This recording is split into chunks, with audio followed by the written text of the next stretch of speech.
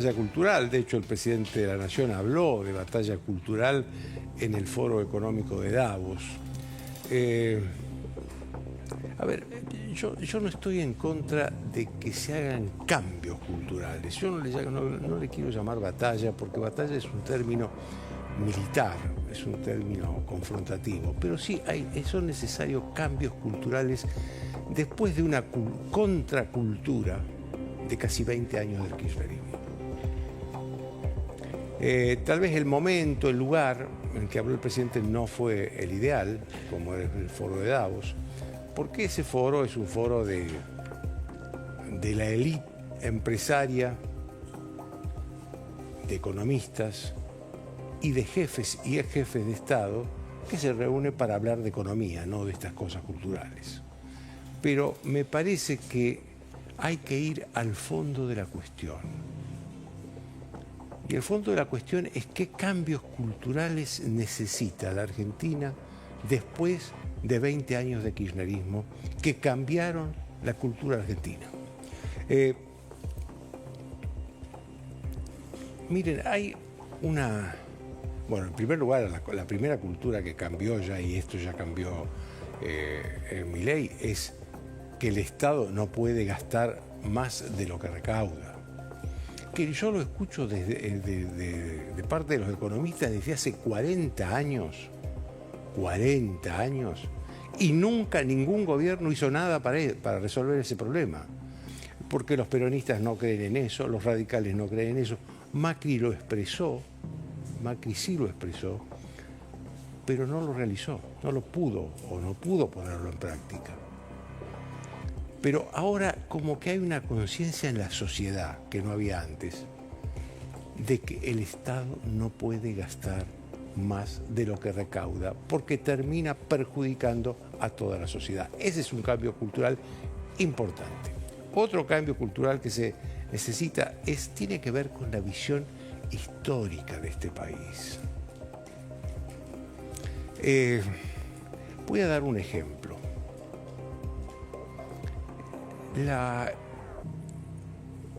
El protagonismo histórico del general Julio Argentino Roca, 2 veces presidente de la Nación, y quien lideró lo que se llamó la campaña del desierto, que en realidad fue la campaña para conquistar para la Argentina la Patagonia. Que habían tribus indígenas que venían de Chile para tomar posesión de la Patagonia. Yo sinceramente no sé, y creo que muchos no saben, si la Patagonia sería Argentina sin la participación del general Roca. Que eso es lo que siempre se consideró, y por eso es un héroe importante. De hecho, cuando uno va a la Patagonia, cualquier ciudad importante de la Patagonia, la principal avenida se llama Avenida General Roca.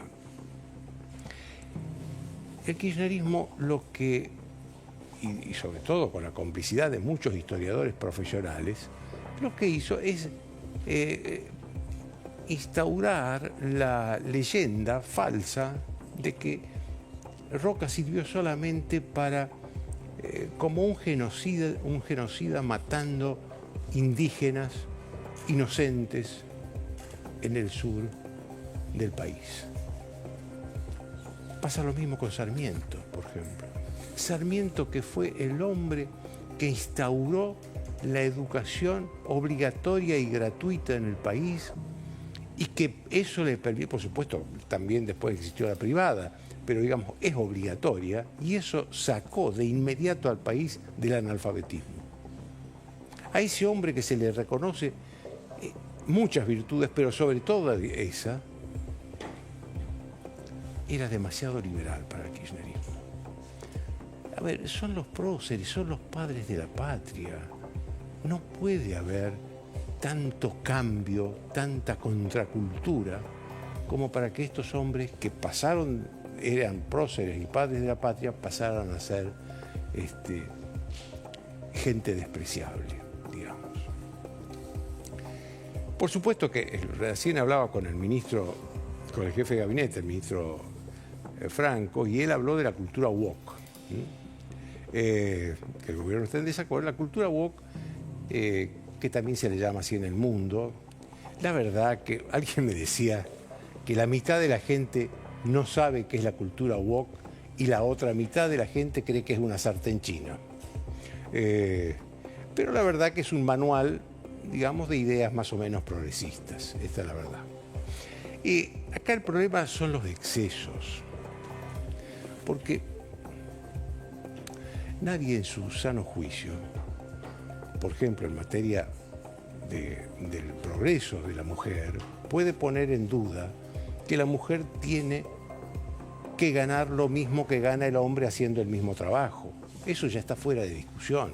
O que la mujer puede y debe aspirar a un ascenso como aspira el hombre en las mismas condiciones intelectuales y laborales que el hombre.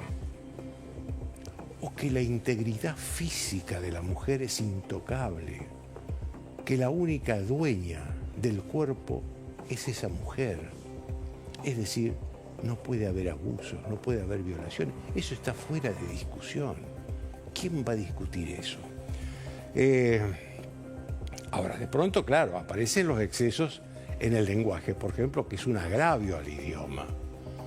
Eso de decir otros en lugar de otro u otra es un agravio al idioma. Yo siempre digo que el día que a mí alguien me diga que tengo que escribir otre en lugar de otra u otro, o que tengo que decir otre, y yo voy a dejar de escribir y de hablar. Yo ese agravio al idioma no lo haré nunca, no lo haré nunca. Después está el tema de los cupos para las personas trans, cupos en el Estado. A ver, al Estado tienen que ingresar los funcionarios que son capaces de cumplir las funciones para los que se los convoca. Hombres, mujeres, o hagan lo que quieran con su vida privada.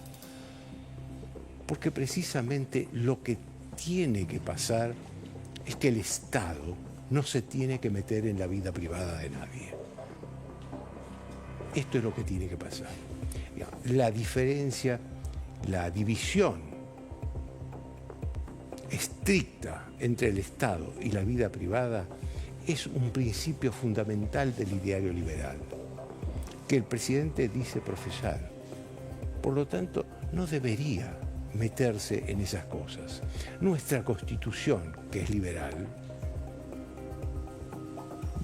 lo dice esto con las palabras y los términos de la época en que fue redactada, 1853, 1860. Entonces dice las acciones privadas de los hombres, de las personas, que no molesten ni interfieran a terceros, pertenecen al juicio de Dios y están exentas del juicio de los magistrados y mucho más de los funcionarios públicos. Esa es la concepción que nos construyó como país, como nación. Por eso no hay que meterse en la vida privada de nadie. Y hay otro cambio cultural que a mí me interesa mucho, me preocupa mucho, sobre todo mirando la tragedia que está viviendo la provincia de Buenos Aires, donde corre sangre, donde hay muertes de niños, muertes innecesarias, injustas, todos los días. Realmente lo de la provincia de Buenos Aires nosotros no tenemos dimensión del tamaño de la tragedia que se está viviendo ahí. Yo decía ayer en el programa de Leuco que el miedo se había vuelto a instalar en una parte importante de la sociedad argentina, porque el conurbano tiene 10 millones de argentinos. El miedo, que lo habíamos perdido hace 40 años cuando se restauró la democracia, se volvió a instaurar en la Argentina, en un sector importante de la Argentina. Y lo otro que decía, y que lo repito, que lo que parece que la provincia de Buenos Aires perdió el sentido y el valor de la vida y de la muerte. ¿Por qué digo esto? Hablando del cambio cultural. Porque los argentinos todavía nos preguntamos cómo se castigan los delitos. Fíjense, parece una pregunta tonta, ¿eh? ¿Cómo se castigan los delitos? Los delitos están perfectamente establecidos en el Código Penal cómo se castigan. Hubo una cultura inspirada por el juez de la Corte, Eugenio Zaffaroni, que privilegió más la víctima, privilegió más el delincuente que la víctima. Es decir, el delincuente, la reinserción social, digo entre comillas, del delincuente, era más importante que la víctima. Y esa escuela se extendió en un montón de jueces y fiscales de la nación. Este es el cambio cultural que hay que hacer. No meterse en la vida privada de las personas. No hablar alegremente o fácilmente de pedofilia, que es una de las acusaciones y de los delitos más graves que se puedan acusar. Yo le pido al presidente de la Nación que se cuiden esas acusaciones. Por ejemplo, él dice que que los que se identifican con las políticas de género, con la ideología de género, terminan en la pedofilia y generaliza. Y eso es una de las acusaciones más graves que se pueden hacer, presidente. Yo realmente le pido que en eso no generalice. Tal vez usted tiene derecho a expresarse, tiene derecho a decirlo, que está en contra de la ideología de género. Mucha gente está en contra de la ideología de género, pero no lo generalice. No lo generalice. Bueno, yo ya terminé mi labor, que es la primera de acá en La Nación Más. Vamos a seguir el próximo miércoles.